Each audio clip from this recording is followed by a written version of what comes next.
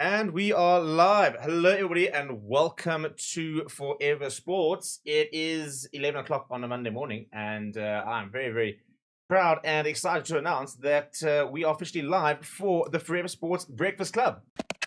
The FS Breakfast Club, every Monday from 10:30 with Stevie P and XReactingtoRugby. Live and exclusively on Forever Sports.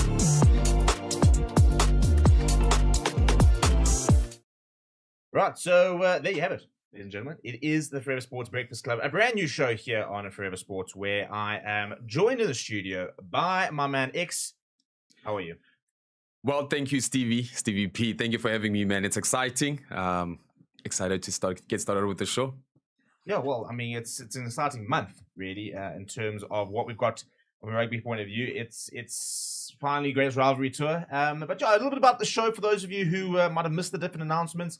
As you might have seen if you have been around recently, we're very much trying to step up our weekly show offering here at Forever Sports and trying to make sure that we can get as many different types of shows and different content towards you guys. And no better time to do it than the week of the Greatest Rivalry, where we really start to get into lots of different things. So basically what's going to be happening is every week, myself and X, and by the way, if you haven't, go check out his huge channel, X Reacting to Rugby.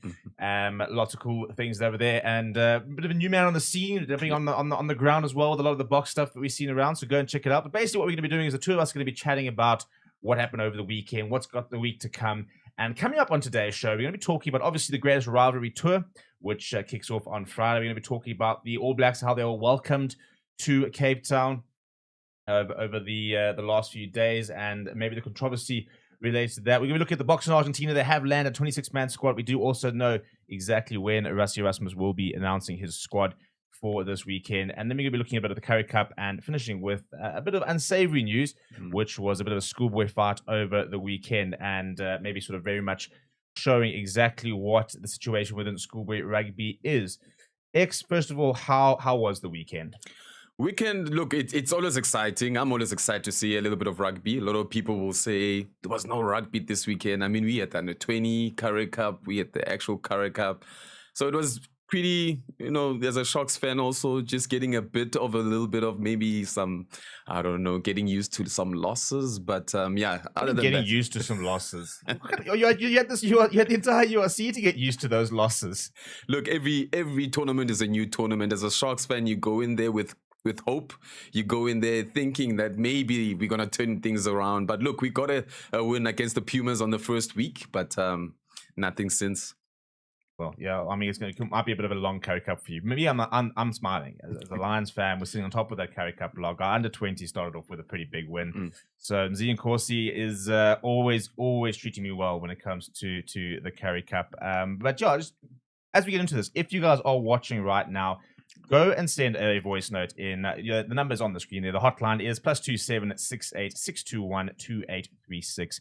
The Forever Sports hotline. Go and send a voice note. You can feature. We're going to be having live guests on the show. We're going to be having lots of cool different interviews and stuff like that. And yeah, this is basically a show for you guys. That's kind of the whole sort of point, is to really give you guys really sort of editorial, I suppose, decisions, and you guys can come in and decide kind of where the show goes, and we want to be able to hear more voices. We've got a poll running in the comments, and it's an interesting one, and we're going to kind of get into it a little bit because it's quite a contentious topic at the moment, and I'm very interested to see what the general feeling is going to be. So get your vote in, and the poll is quite simply: is it unpatriotic to support the All Blacks as a South African?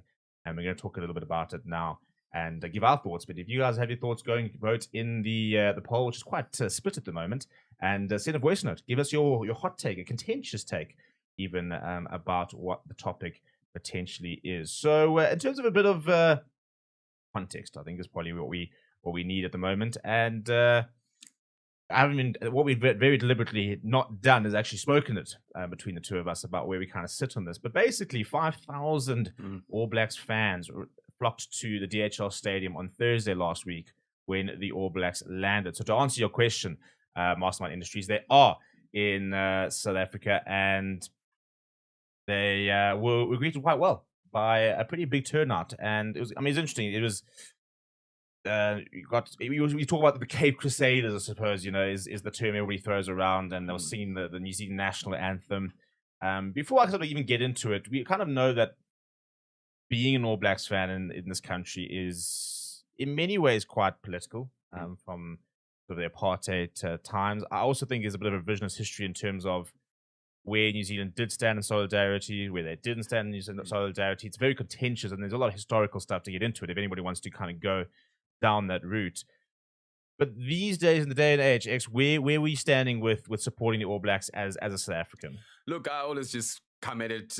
I mean, there's sport. I mean, there's a lot of people who support. I mean, there's a soccer World Cup just recently. I'm sure a lot of people were supporting Portugal. If you're not a Messi fan, all those type of dynamics. So from that standpoint of just supporting, I'm not too phased. But there's just a line, right? There's a line. We saw headlines talking about people changing their government names into Maori, the performance of the haka. Now that for me, I guess because the All Blacks were there, because we do have, Wusu, a university team in the Varsity Shield who used to do the haka, and they were kindly asked not to, and there was even an offer from what I can remember, All Blacks or the New Zealand saying, look, we can make you one that you can do, but this is a little bit sacred to us. So again, look, there's fine lines. You can support. I'm not too fussed about that, but changing your name and supposedly there were some 1 or 2 Springbok fans there that got a few boos as well.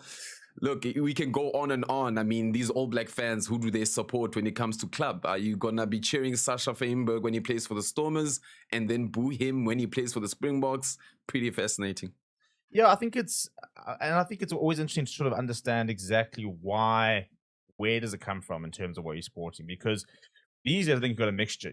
We had people who always said that they supported the All Blacks because they liked the way they played. They always played with a lot of flair. They're always one of the best sides of the world. And I mean, the football analogy is always a good one, because as South Africans, we suffer. We don't get to watch lots of World Cups with a national team in it. So we've kind of always had to adopt. And we've got, as you said, we've got teams who are out there, Argentina shirts and support, or Portugal shirts or England shirts. And I think that you're always going to sort of naturally want to support teams, and I think when you watch tournaments and you watch sport, you have to take a side. Whenever I go into a watch along, I'm always committing to a team, and sometimes it's I always talk about the Ashes between England and Australia, and it's like it's my biggest. I enjoy watching the cricket, but it's difficult for me to kind of always sort of pick a side. Sometimes I mean, technically English, so you sort of support them, but I haven't liked a lot of English teams, so it's always an interesting in terms of, but I always find that you have to kind of pick a side. So if I'm watching Scotland versus England,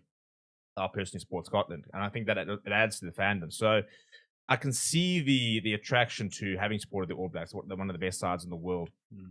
There's obviously also the historical context in terms of the Boks being previously very exclusive, and that was quite divisive. And they've got quite a muddy history with the All Blacks, who did tour to South Africa during the apartheid era, were part of the rebel tours.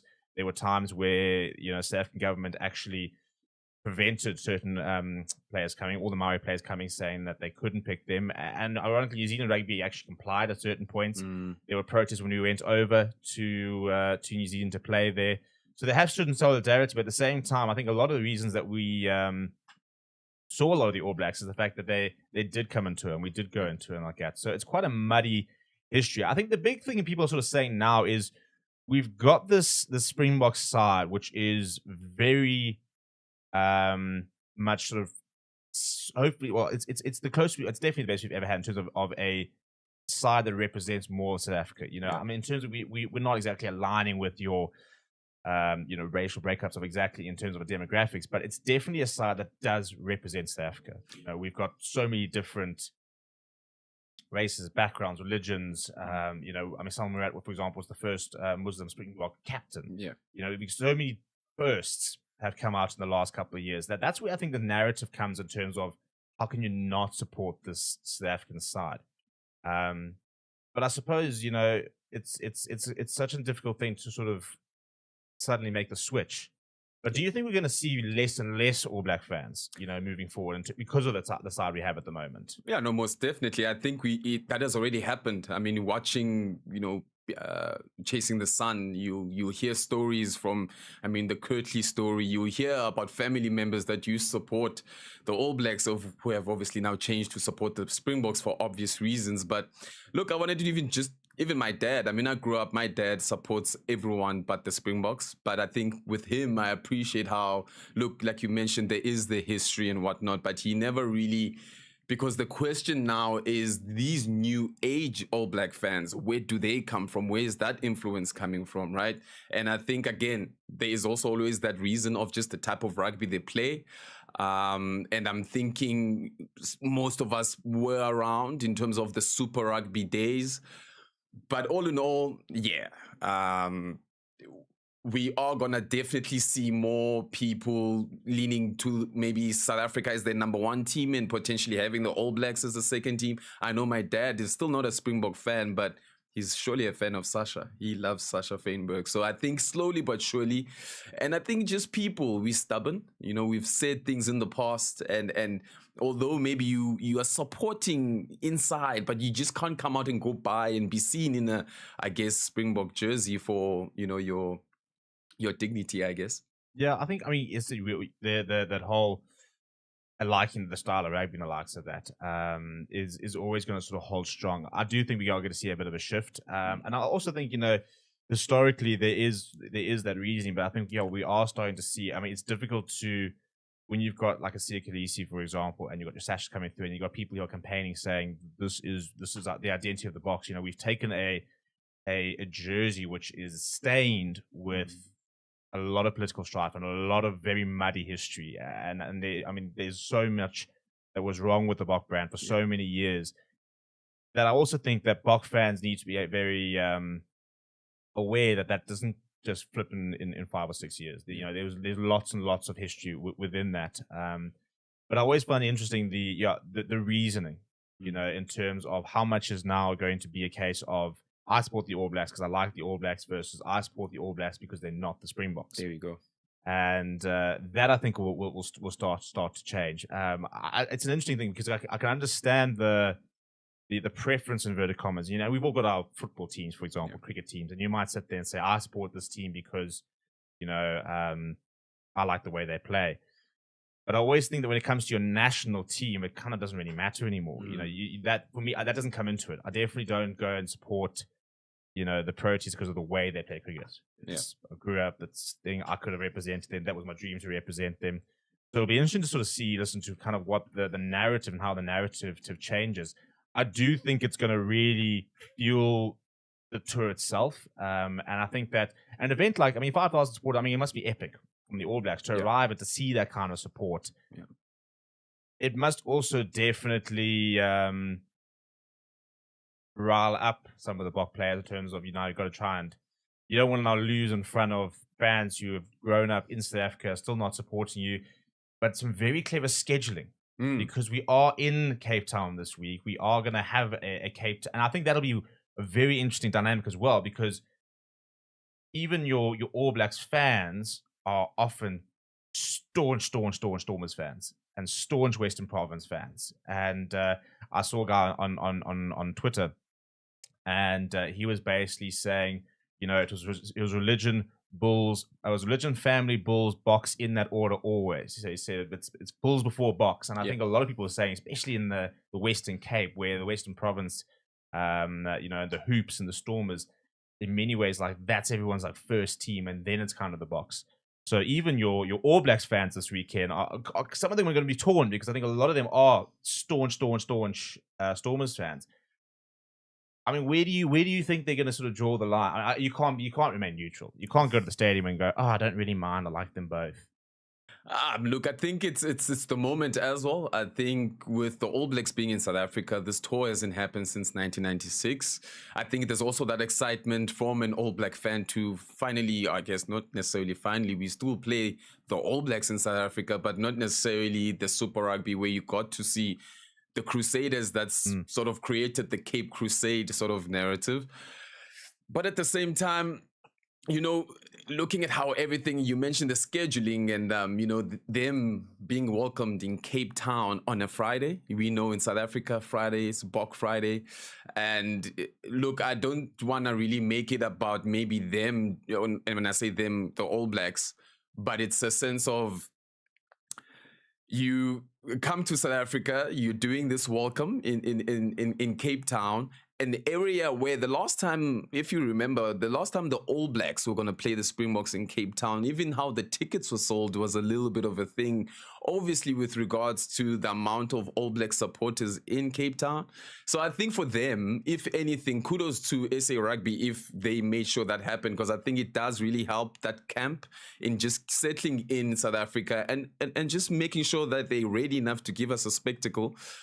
Because a lot, I guess, is riding on this tour here. There were some figures that I won't really mention that I saw on social media that, you know, this is the amount of money that this tour could potentially bring to South Africa as well. So I think, if anything, we want to see the best of this tour. Bring Richie Mo'unga, bring him here. Let's get the best matchup, if possible. Anyway. Well, speaking of matchups, rumor has it we're going to see Yakeem Ahmed versus Bowden Barrett on Friday. So we'll talk about that in a bit. But just some interesting comments coming through. So Mazubuko was saying some South Africans don't support Bafana. Some do. Some support Proteas, but support or don't support Proteas, but support India. Wes says England shirts. No, basically anyone but England. Fair enough. Wes. Brandon saying there's all South Africans support Bafana, Kaizer Chiefs, Sundown, Storm, etc. No, each one to his own, as long as there is respect and fair game. And to answer your question, Josh, the team is being announced tomorrow. The Bok team. We'll talk about that in a bit. And then Champagne saying everyone has a right to support whatever team they like. Some South Africans cherish New Zealand DNA of playing. It truly was fascinating. Well, that's what I also think is quite interesting at the moment, because your style of play is changing quite a lot, and you know, many similarities now with even within the box and the way we're playing. In terms of how the New Zealanders used to play. So before we sort of move into a bit of the Currie Cup and looking at what's to come, very quickly, Friday Night Lights, Stormers, All Blacks, the tour opener. It's a Stormers side that will not feature your Sashas, your Kobus Rhinos, and the likes of that. A couple of youngsters. Rumors that Marcus Muller might be released back. You're still going to have some big players. Evan Ruiz back with his club, big point to prove. Yeah. You know, you'll have some quality players. I'm trying to sort of think, you know, what sort of team do you think, if there's going to be one that could pull off a result against the All Blacks? Could it be the Stormers? It could, but I kind of have my money on the Bulls.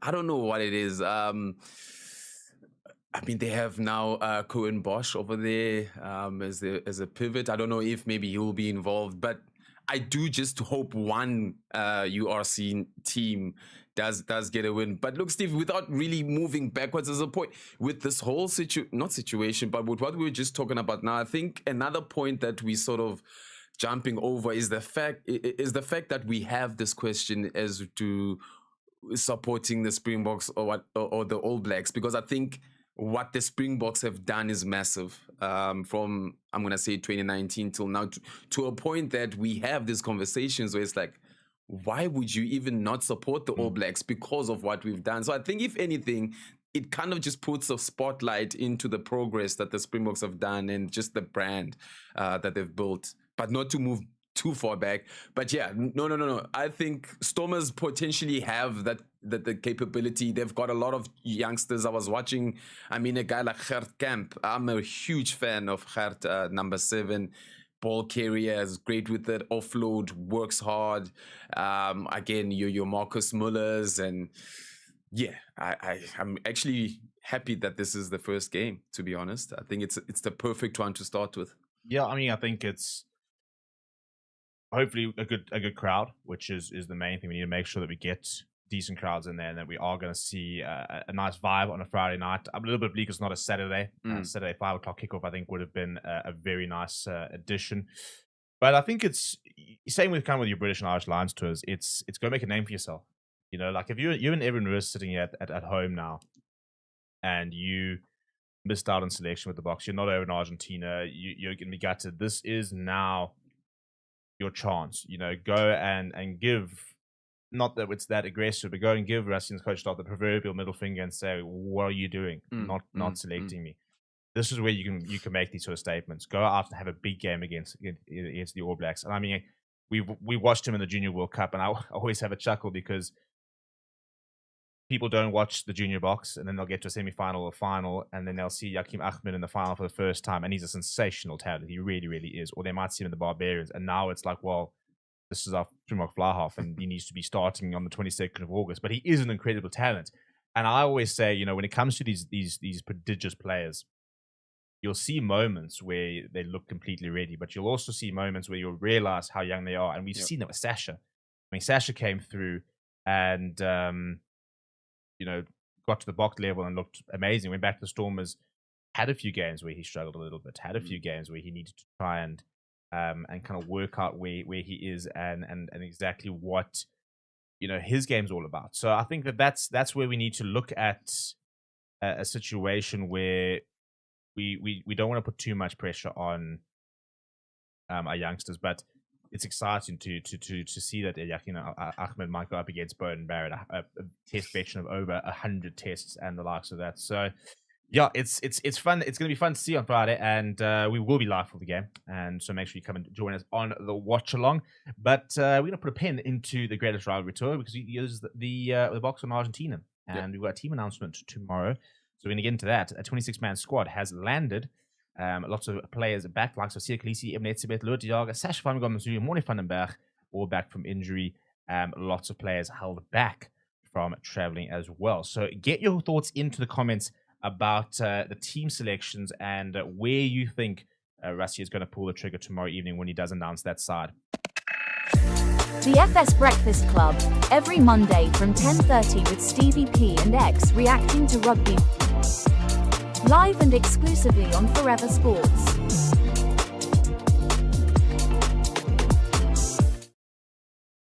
Right. At the moment, quite a few hours behind us, but the Boks are going to be waking up for to really sort of gear up their preparations for this weekend. 26-man squad. There is apparently a selection meeting that was happening last night. They weren't entirely sure when the team was going to be announced. I keep saying I'm not entirely sure what the meeting's about, given the fact that you've just got to cut 3 players. But obviously, a lot of players left behind. Yeah, I mean, and I've mentioned it, and I've got a video coming out a bit later about it. That have they revealed the backline for the first test? In the fact that you could have a backline of Grant Williams, Martin Liebach, Kirkley Lawrence, Damon Delende, Jesse Creel, Ches and Colby, Damon Willems are all left behind. But let's look at the players that have traveled and are coming back. Big games for, I think, 3 players in particular. Eben Etzebeth, Sia Kolisi, Morne, and Sacha van Gomazulu, all coming back from injury. Yeah. We were hoping to have seen Sia and Eben during the Nations Championship. Didn't. Nobody's got anything to prove, except for the fact that they probably need to prove fitness and sharpness ahead of the game. I mean, are these players genuinely playing for a spot in that first test, or do you think that those 3 players, for example, are relatively set in their participation? Look, I think it's always about making the team. I don't think it's fake. I'm going to put that in inverted commas. When Sia Kolisi, for example, is going to say, I'm focused on making the team. Now, not to say that they still need to prove themselves, but the matrix are there. I mean, we've heard Rassie speak when things like age is thrown at him. He's firm. If the player can still maintain the intensity and can still perform on the field, whether he's 21 or 38, I'm going to select him.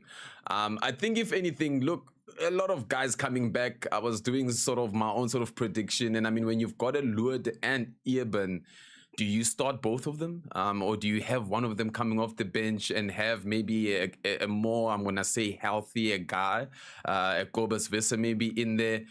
You're looking at Sia Kolisi, look, Sacha is one guy. There was a bit of, I mean, Rassie mentioned him being involved with the Stormers and Argentina, and both games are literally happening on the same weekend. Now, obviously, we have the answer.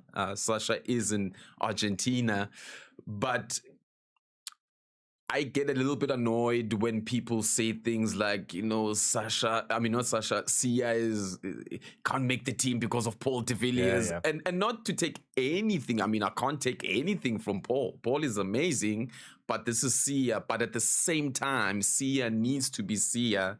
And one other player that you didn't mention that I think falls under the same bracket, Apelele Fassi. I think he needs to show us Apelele Fassi, and I think that's why he still got a chance. A lot of people, fans, social media pundits are sort of like, why are you still picking Fassi? Because we know who he is. We're not trying to figure out who Fassi is, but we would like to see the Apelele Fassi we know, catching the high balls, being clinical with his up and unders, linking up in an attack, all those beautiful things that we know and expect from Apelele. Yeah, I think he's the player who didn't take a step forward in the Nations Championship. A lot of players, like I mentioned, Paul de Villiers, I think really put his hand up and said, I'm here.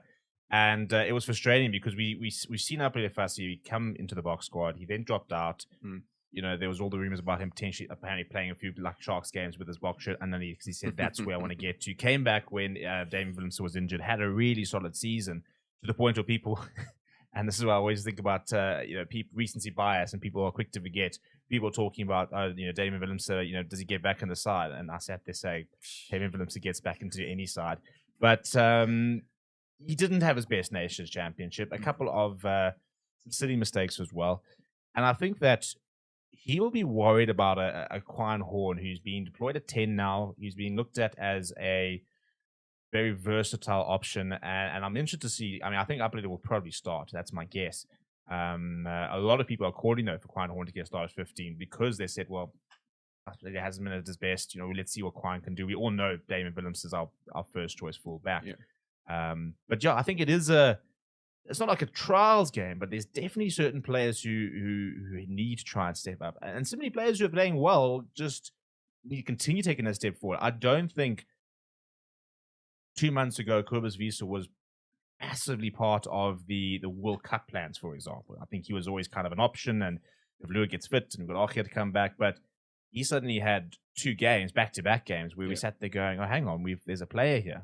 And if he were to go and have another strong game this weekend, then all of a sudden, and we've been worried about the number 4 position because players haven't been stepping up, and it's difficult to replace Evan at the end of the day. I think that's kind of the main thing. It's everyone's sitting there saying, we just don't seem to have number 4 locks, but I think we've just got such an embarrassment of riches in your sort of traditional number 5 lock in your Franco Mosters, Lua de Jager's, Ruan Nokia's, and your ability of Peter Steph the Toy to shift into that position.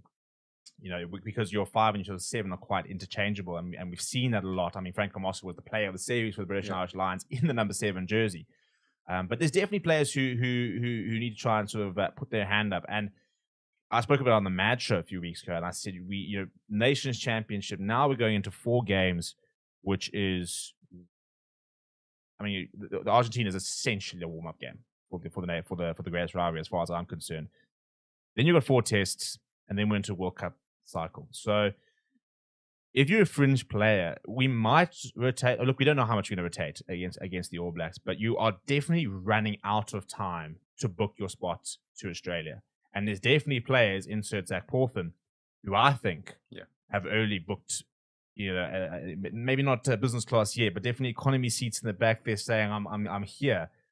Which players do you think are your fringe players you think have got a chance of being able to start squeezing into the mix and giving them those selection headaches? Ooh, that's probably the most difficult question you can ask anyone. I mean, considering the amount of players that are on those fringes, right? I mean, when you talk about a Vincent Chituka, who found himself in this sort of greatest rivalry squad, and then you have an Ivan Ross who's outside. So it's like, ooh. Albert Lowe wasn't in the Nations Championship squad when Evan Ross and Vincent was. Gets called up to it, now gets retained when Evan goes back. Yeah. So, look, injuries, I think, a hectic thing to say. Hey, I'm not a player, but blessing in disguise in some ways, because you get these opportunities to make these changes and trial these players, and then you sit there with like a list of 5 locks that you can have, a list of. Oh, but if you ask me of a player or players who Quite a couple. I mean, as a Sharks fan, I'll say this. I will try not to say it as often, guys. But I mean, we remember a time where you'd see a Sharks starting lineup and like 20 out of the 23 are all Springboks. That number has dropped a little bit, and you see that moving a lot more to your Stormers and Bulls. I mean, Lions, only 2 players. So I think the Lions have a couple of guys really sad for Ruan Venter. I was really excited for Ruan Venter from the Lions. Guys like Jared Kearns, Renzo Duplessis. These are guys that have been in alignment camps. And in my opinion, you don't turn an eye on those guys. I think, yes, you still have... There's guys, younger guys, Batobele Hlekani, quite a bit. So in between now and next year, fixtures, the intensities, the training, hamstrings are going. We never know what could potentially happen and what that team will actually look like when the World Cup comes. Yeah, I mean, Kane really made his debut just over a year from France. There we go. And you know, started at 13 against our biggest win at the time, against the All Blacks going into France, played a few games at 13. So there's definitely spots for grabs because, as you said, the injuries are so unpredictable. I mean, something like a Herschel Yankees, I don't think anybody had won the bingo card to be involved. I think Ruan Venter was particularly frustrating because he's somebody that Rassie Erasmus name dropped. Yeah, and he said that they personally asked the Lions, listen, can you give him a run at 4? Can we see if he can potentially do that job? Because we've not had that enforcer apart from Evan. Sam Murat's come in. I just don't think he's ever been the enforcer type player. I think he's a bit of a different type of player. Yeah. But Ruan Venter is barbaric. He runs over players, confrontational. Not as tall as a traditional lock, and this is an interesting point for those of you who might be new to the channel. I mean, I speak about it quite a lot. And Rassie basically starts to talk about the fact that the number on your back of your jersey is arbitrary. And he was talking about 8-man in particular. And I think this is where it's interesting to see our utility forwards, inverted commas. And he says, at the end of the day, you need 2 to 3 tall players as line-out options. Ideally 2 in your back row. So he says, if you've got a tall 8 and you've got a tall 7, you've got Peter-Steph Toy and you've got Dwayne Vermeulen. He says, you don't need to worry about, then you've got your line-out jumpers. He says, but if you've got other line-out jumpers, you don't need your number 8 to be an option. I mean, Jasper Wiese doesn't do a lot of line-out work. Yeah. He says, so it's the role of your 8 is changing. And I think that's a very important thing to note when you think that Ruan Venter isn't a particularly tall number 4. Is he going to be a big line-out jumper ahead of a Lewis and Evan and Peter-Steph? No, he's not, probably. But is he going to be able to get over the gain line advantage? Yes. Yeah. Is he going to become... if you've got a Jasper Wiese coming off, can you have Ruan Venter coming around that? And we've seen Marco van Staden packing down at 8. Yeah. We're not sure when we'll see it, but Rassie has confirmed that Andre Esterhuizen has been doing some work in 8th man position as well. So, which we're all in for, I think. But Andre Esterhuizen's an interesting one. Back from injury from that concussion. Set to probably start at 12, given the team selected. But Andre Paul apparently has also been running at 12. Bold prediction: where do you think we might see Andre Esterhuizen over the next month? And I'm literally trying to list some of the positions we might see him operating at. Look, you can, now that you mentioned that, I was literally just trying to run it through my head. 12. I think you put Andre at 12. Because there's also this conversation of Ethan and Cannon, because we know Ethan can actually play 12. You've got a 12 option there if Andre isn't that option. But I have Andre at 12. The question is, 12 for the entire game, 12 for half a game, 7 for a game, 8 for 20 minutes. Look, I'm trying to go through my bench. On my bench, I had Kobus Wiese and I had Erich Loa. I went with a 5-3. I do have Andre as a safety net if you're gonna, because I would, from what Rassie has done in the past, in case you didn't know, Reacting to Rugby, the student of Rassie Erasmus, partly all I do is just sit and listen to the man.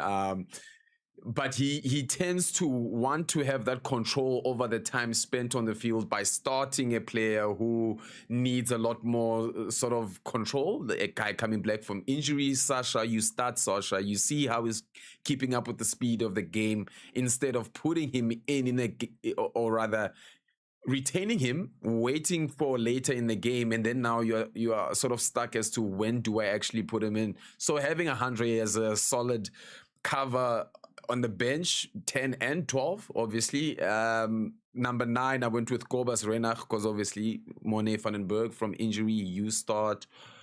And then Q on Horn at 23, because from what I can remember in that squad, he was listed as a fullback, not a utility back. I may be wrong, correct me, but yeah. Yeah, I think he was just as a fullback, which is ironic because he played about 10 minutes against Portugal. Yeah. And since then, he did play a little bit, kind of moved a bit to fullback and a bit of wing against Scotland. He was brought on at 10. And frustrating that Ethan Hooker got that concussion, because I would love to have seen Horn in the pressure seat, in the pressure cooker at Loftus at 10 in a game where it was in the balance. But some very interesting team selections, even within the fact that we kind of know 90% of the team itself. In terms of some comments, Malabongo is saying Fassi is trying too hard. He needs to keep it simple and let his natural skill set grow into the game. Albert was saying earlier that he agrees in terms it's about fitness and sharpness, and then saying Argentina is probably not fielding a full-strength team because the names I've seen so far don't recognize. I believe 10 debutants or 10 uncapped players within that squad. They are also having to contend with the fact that half their squad has been banned for attacking the referee. Not quite in the fashion that we saw some of the school kids attacking players this weekend. Some very unsavory scenes, which we'll talk about a bit later. K3 Andy, one of our members, saying far too many people, especially outside of SA, writing or Sia, what he brings to the setup is so difficult to quantify and he's criminally underrated. I mean, I think he sums it up because he is, and I think Victor Madfield spoke about it, and he said it's take away the player that he is, and he says you can have one player who can make the other 14 better. And I think he is one of those players. I think he's one of those players when you have him in a squad, everything kind of takes it up a notch. Yeah. But I also think he's never really gotten the respect as a player, and what he does from a playing point of view. There's lots of narratives about how he doesn't play a full game, etc., etc. I mean, and that's actually all by design. If you've bothered to listen to Rassie over the last few years, he just says there's certain players that they want to send out. I mean, no one's complaining about the Titan only playing 40 minutes and coming off. It is a design, the way they do that.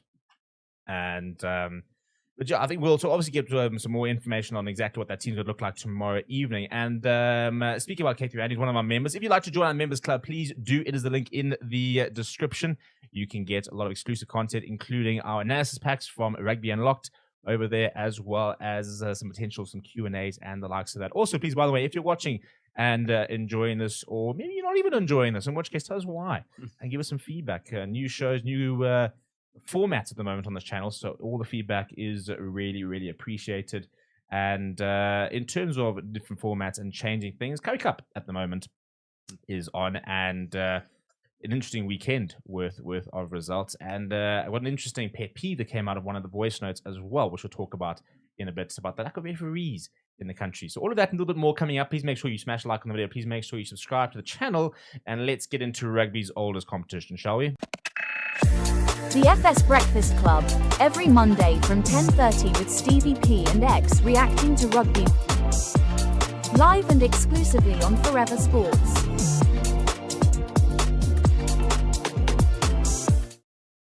Right, so the competition that the Lions managed to dominate throughout all the group stages, and then have a habit of losing the finals in the last 2 years. But the Curry Cup is in full swing, really, and I was actually at UJ this weekend, watching the Lions versus the Bulls. Well, watching the Lions take apart the Bulls is probably a better description of it. A very good Lions side, a Bulls side that is struggling, and I was surprised at. I mean, they're not looking good, but they deployed a couple of big-name players. They had Sintu back, they had Nicholas Janssen from Rensburg, they had Keith Hannes at 10, Devin Williams at 15. So we expected a bit of a better performance. But the Sharks, we're not going to talk about what's happened in Cape Town. I mean, that's a Stormers side that was hammered. Yeah. And then the hammer turned hammeries. A bit of a tough watch for you. Yeah, no, look, I kind of, not that I was expecting it, but seeing what had happened to the Stormers the week before, and then looking at where this game was going to be played. Look, I mean, I'm not going to say I'm impressed by the scoreline, but I did expect sort of a Stormers win there. They've got a very proud fan base, pumped into a couple of lethal videos on social media. So yeah, And again, I mean, look at the changes that were done in that Stormers team, comparing this team that played this past weekend to last weekend. A lot of depth in there. A lot of, I mean, you had Marcus Muller, 13, pairing up with Josh Bull. These are two SA Schools boys. And I remember Josh from about 2 years ago played a little bit with the UCT Varsity Cup. And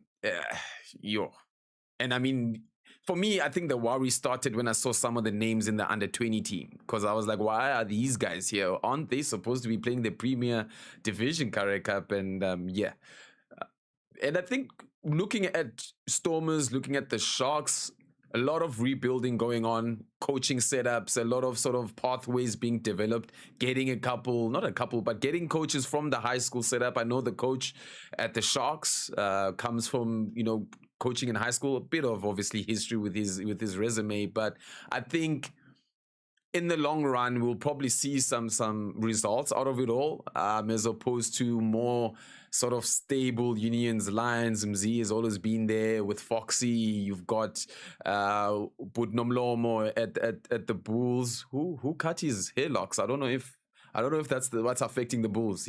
Potentially, I think could be a very, very good shot. Actually, I didn't recognize him. I saw him on Saturday. So no, look, it's the Sharks. Great to see them in Reebok kit. That's the exciting part. I just didn't like Umro. That's just a personal thing, anyway. Well, fair enough. Look, plenty of things that could be improved at the Sharks. I think the big question at the moment is the value of the Currie Cup. Now, I mean, I grew up at I wouldn't say necessarily the Currie Cup's top sort of levels, but it was always a very nostalgic competition for me. I mean, and I think that we grew up and Super Rugby was always the pinnacle, and then Currie Cup was kind of the competition afterwards. I don't necessarily maybe have that affinity to it that I think a lot of the older fans who were, back when it was Northern Transvaal and the likes of that, and you go back to and you get very nostalgic. But it's definitely I think got value in terms of a pipeline perspective. Lots of players coming through, lots of opportunities, as you mentioned. Marcus Muller coming through for the Stormers. I mean, we've seen some nice youngsters coming through at the Lions. We've seen a lot of our under 20s get opportunities. The question is, what is the future of the Currie Cup? I mean, in terms of what it gives us from a blooding opportunity and the likes of that, it definitely adds to the mix. A lot of people are saying that maybe we need to rename it and basically kind of vary the Currie Cup in inverted commas. I think a lot of it comes down to scheduling, and once we can move towards that global calendar, then I think it becomes a bit easier to sort of find time for the Currie Cup.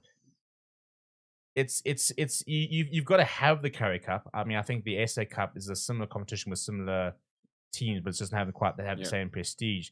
But at the same time, we do need to find a way of making it that little bit more competitive. And I also think that we need to be more proactive about, I mean, as I was at UJ, much better. With free park and ride and free parking, very well done by UJ. Shout out to UJ and the students that were involved. It was really, really impressive. Stadium wasn't packed, but it was a nice vibe. But I think they need to basically kind of create that model and say, okay, well, what is the Currie Cup? Because we can pack stadiums when it comes to Varsity Cup. We can pack schoolboy stadiums. Yeah. The Currie Cup is a better standard than both of those. But we've got to try and find a way of igniting that rivalry again. That Cheetahs, Lions, and Sharks, and the North-South. We've got to find a way of getting that fandom going again, so that a Lions Bulls game at UJ should be packed. Yeah. I think that, I don't know how we do it, but what are your thoughts in terms of what does the future of the Currie Cup hold? Does it involve just letting go of the older fans? Because look, it's time. People don't like change. I don't think the Currie Cup will ever look the way that it did. Guys, we now have the Champions Cup that we play against the French, the English. That's obviously the new extra rugby that was brought in with or by the URC.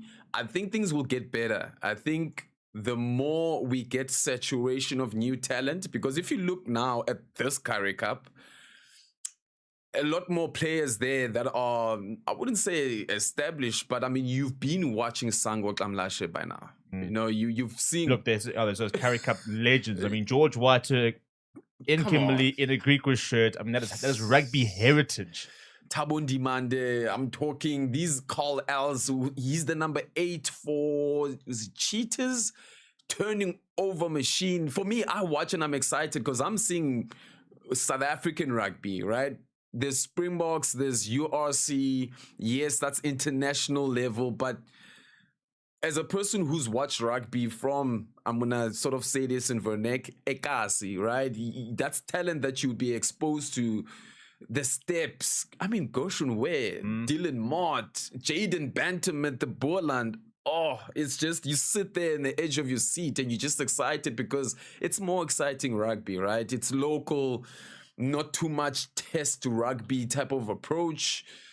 People throwing balls behind their back. Obviously the spectacle, like I said, I don't think it will ever fulfill the needs or it will ever look like what it ever looked like. But maybe SA Rugby taking a bit of ownership and just redefining it, not necessarily changing the name, because I mean you're gonna have to go pay more to change things, but just giving it a different life form. There is also the under-23 tournament that's going on, which I think is gonna be another sort of pipeline to sort of not make the Currie Cup the major pipeline. You will see now a lot of guys who are maybe in the fringes from URC mixed with the guys who played themselves in from the under-23 setup. I mean, if you look at the Lions, probably my favorite team in how they're playing in the Currie Cup right now.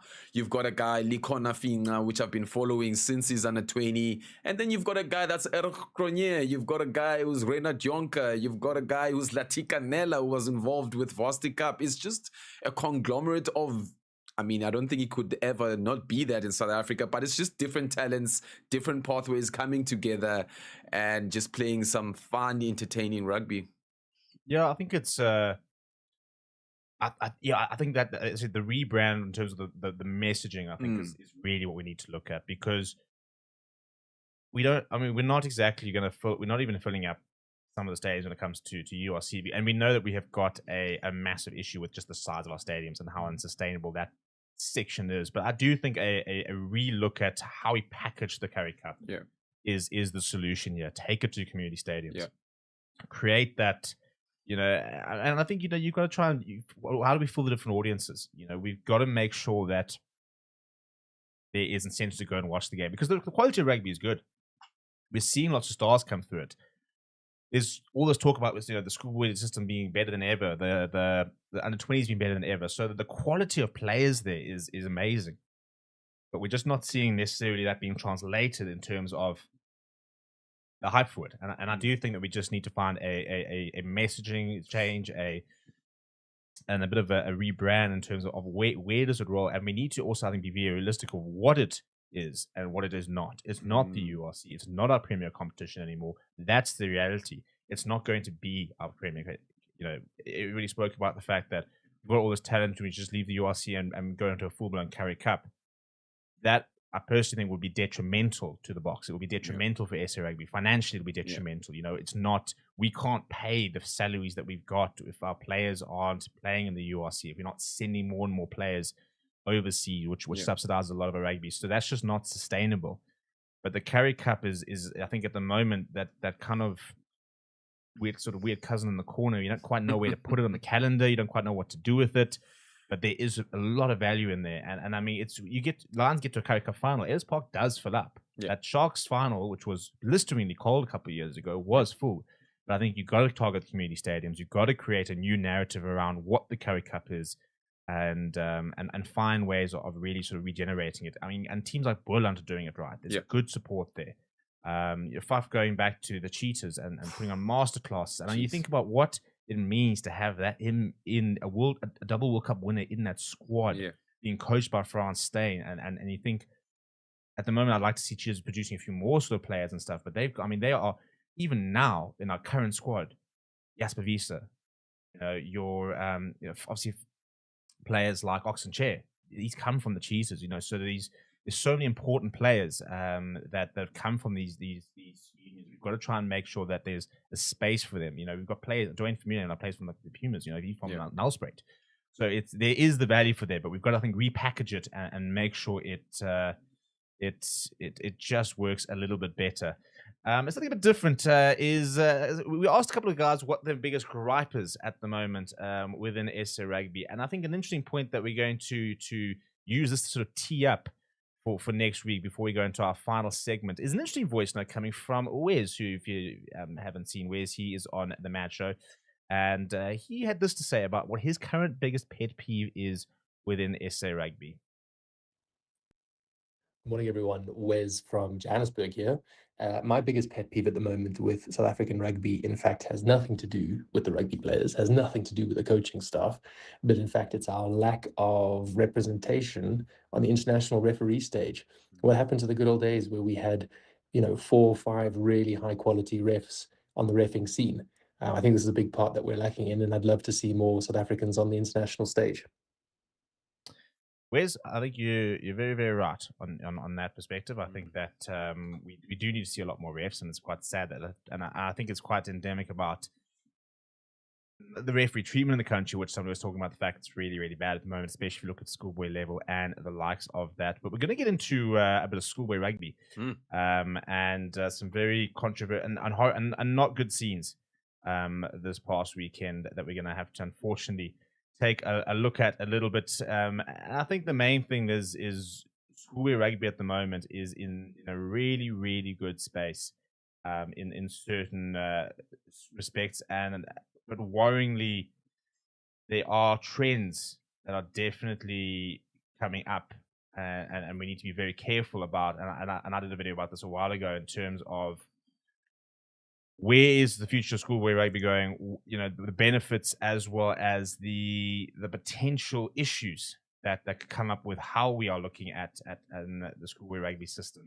And unfortunately, some very unsavory scenes this past weekend at Etzebeth Janssen has exactly demonstrated what some of the issues might be. So coming up in the last few minutes, we'll be talking about schoolboy rugby situation. Let me know what you think in the comments. Has schoolboy rugby become a bit too professional? And what do we need to make sure we do to protect the value of it, whilst ensuring that the safety, the well-being, the safeguarding of our learners, as well as just keeping the main thing remains key within the system. The FS Breakfast Club, every Monday from 10:30 with Stevie P and XReactingtoRugby. Live and exclusively on Forever Sports.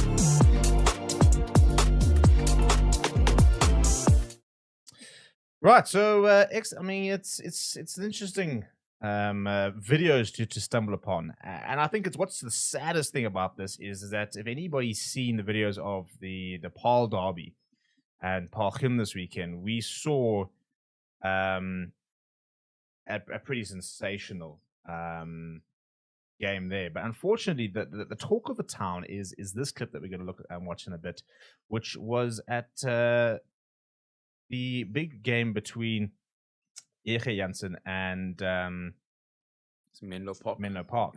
This past weekend. And you guys have to give me, I'll just have to size the video in a bit so that we can kind of see exactly what's going on here. But this is basically what took place. And if you guys haven't seen it, go and check it out. Well, it's one of those things, you need to go check it out. I don't really want to sort of keep watching the likes of that because I think it's very, very frustrating. But it's a big warning sign, I think, to what's going on out there. And basically, we'll kind of just play it and sort of talk to it.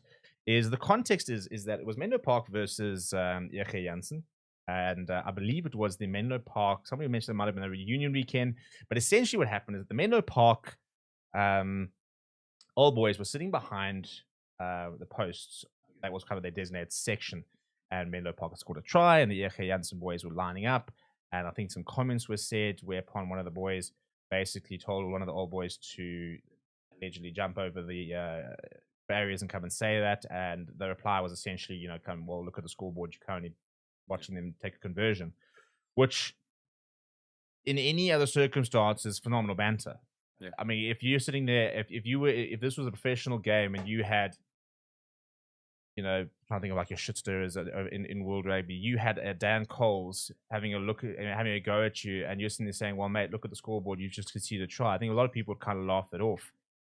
And the problem is that we are in a situation where the schoolboy game is so professional at the moment that we now treat it as professional, and incidents like this should never happen.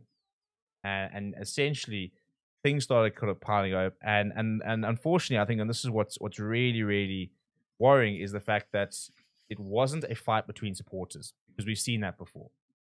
This was not that. This was the team itself, schoolboys themselves, getting involved, and obviously, we can't show the face and the likes of it. It is minors involved, which really sort of, I think, hits home the seriousness of this.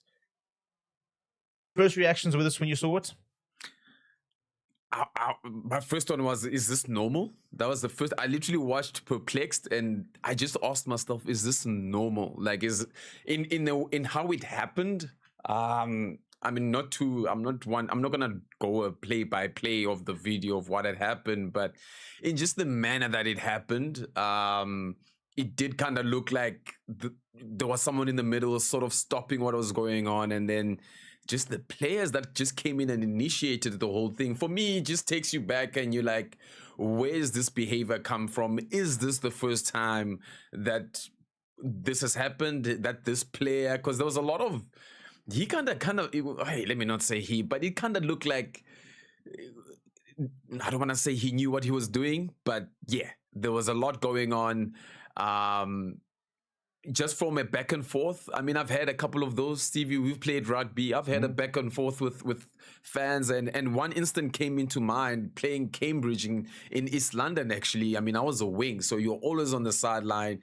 I did have a little bit of a back and forth with I guess an old boy from Cambridge, but it never was a thought. Like, I mean, I said whatever I said, and I mean, I ran off to continue to play the game because, one, I'm a student. This guy would probably beat me up anyway. He's older than me, but because I've got this safety net that I'm a student, he cannot do anything to me. You know, you just chirp and you get on with it. But for you to actively jump over the barrier to go sort this out, and then seeing older people, guardians, parents going with you, like not going against you, but you both go in the same direction, both trying to incite the same sort of violence. And I mean, you read comments, we're not going to dwell on those, but yeah, it wasn't a normal sight for me. And obviously we just have to sit and see what happens. A couple of statements were released by the two schools, all both just saying, you know, we will investigate. Obviously there's youngsters involved, minor students, so you can't really it'll probably be internal. If we ever hear what really happened in terms of the repercussions, that'll be interesting to see if we will know, but the videos are everywhere. Yeah, and not good seeds. And I think I'd like to see some very big actions being taken. At the end of the day, we don't know exactly what's happening, but when you're seeing, and I'll just pause it, when you're seeing school kids jumping barriers and assaulting some of the, and at the end of the day, you know, it's just so much muddiness here, because you're talking about a minor and an adult, which means that whichever way around, it's a situation which legally is a mess. You know, any adult trying to hit a child, you know, hitting a minor. Similarly, you can't have minors attacking supporters. So I'd like to see some very big. I'd like to see SA Rugby getting involved, and I think that we don't need to name people, but there definitely needs to be some sort of statement from SA Rugby about the investigation. But I think this is a very, very big lesson to learn, that we need to enjoy our schoolboy rugby. We need to enjoy what it's doing for the country. There's a limit, and there are school kids at the end of the day, and the school kids themselves also need to remember, you are 17, you are 18 years old, you are not the World Cup winning captain, but we are creating an environment where we are making them feel as if they are. We're putting the pressure on them as if they are, and we're going to be sort of basically wrapping up with a segment that we're going to do every week, which is the 60-second rant, and I'm up this week to try and third, but I've also got a really nice message coming from Ronaldo, who's involved in school sport. And basically, the topic for this week's rant, and I'm going to give mine, and he's going to give his. His is 90 seconds. We didn't really give him the timer before. But the simple react is if you could say one thing to every schoolboy rugby parent in South Africa, what would it be? And I'm going to have my go at exactly what I'm going to say. We'll set the camera and everything, and see if I can get it all wrapped up within 60 seconds. And we'll listen to what Ronaldo has to say. And the message, I think, is pretty similar in terms of where we're going. So here is the 60-second rant coming up after the short break. And this is basically a message to any schoolboy parent, actually, to be fair, I think anybody involved in schoolboy rugby, I think that is probably the main takeaway here is to just, if you're involved in schoolboy rugby, this is kind of what we need you to have a look at. The FS Breakfast Club, every Monday from 10:30 with Stevie P and X reacting to rugby. Live and exclusively on Forever Sports.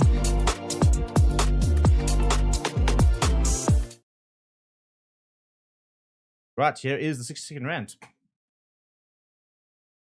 Parents, schoolboy rugby is schoolboy rugby. It is not your opportunity to live vicariously through your children. Schoolboy rugby and school sport is about enjoyment. It's about fostering the game. It's about exposing children and exposing your kids to what it is to play sport, what it is to have the opportunity to enjoy the game. It's about growth. It's about lessons. It's about learning to work within the team. It is not about earning contracts. It is not about setting up your life within the realms of the schoolboy boundaries. Yes, there are contracts flying around. Yes, there are big decisions being made. But at the end of the day, this is all about player welfare and children welfare. And the more that we shift away from that, the more pressure you're putting on the kids. We're seeing a massive increase in mental health issues across the school children. And I'm going to be the person that says it is down to the coaches, down to the parents who are bringing this problem, and it's up to you to try and solve it. Just be better. Well, I'm actually getting to the 60 seconds there. The timer was getting a bit close there. So that's my 60-second rant for it. We'll play Ronaldo's and we'll see what he has to say, and then you can kind of weigh in and sort of see where you lie on the rant itself. Because I think that it's not necessarily a problem, but it's something that's been brewing in the background a lot. And I think that unless we start to really clamp down on it, it's going to become an issue, a continuous issue moving forward. And it's just it's a situation where we just need to all remember what we are here to do and what the main thing is. So this is what Ronaldo had to say. He's somebody who's actually involved within school sport itself. So based on sort of the scenes that were going on here and the likes of that, this was his submission. How's it, guys? Ronaldo May here from South Africa, based up in Joburg, but already from the Eastern Cape. If I could say one thing to every schoolboy parent in South Africa right now, my message is this: let the kids play for the love of the game, not for your unfulfilled dreams. I respectfully say that. Schoolboy rugby in South Africa is incredible, but the pressure on these boys and girls has got a little bit out of hand. And I know there's a lot of fear of your boy not making it or your daughter not making it, but it's supposed to be about building character, grit, and the camaraderie. Not turning 15-year-olds matches on a Friday or on a midweek or on a Saturday into high-stakes professional contract trial. Cheer as loud as you can from the sidelines, back them unconditionally, win or lose, support them, celebrate them, but let the coaches coach and do the coaching so that they can actually reach their potential without unprecedented pressure or fear of not impressing you. There's reason why coaches go through their levels, and that's very, very important part. So from my side, enjoy it with your boys and girls while they play this beautiful game called rugby. From your favorite analyst that unlocks rugby, Ronaldo Meyer. X, thoughts? Look, there's a lot there. You could go with, he mentioned the coaches and the levels, and I talk a lot of rugby with people. At the studio I work, there's a guy that trains there, and I think he's Hilton. He's an old boy at Hilton, and he just randomly is like, "Hey X, do you know how much the first team coach at Hilton gets paid?" It's those things. But to sort of jump in quickly, contracts. Maybe let's look into when contracts can be signed. I think that's a way, because there's been a lot of conversation, even with regards to your Craven Week, as to what is Craven Week for anyway now, because majority of the guys have already got contracts.